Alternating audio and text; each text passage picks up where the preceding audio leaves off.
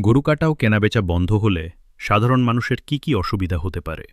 গরু কাটা ও গরু কেনাবেচা বন্ধ হলে এর প্রভাব শুধু ব্যবসায়ীদের ওপর নয়, সাধারণ মানুষের জীবনেও পড়তে পারে বড় ধরনের প্রভাব। প্রথমত, দাম বৃদ্ধি।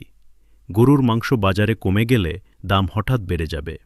দ্বিতীয়ত, কৃষকদের ক্ষতি।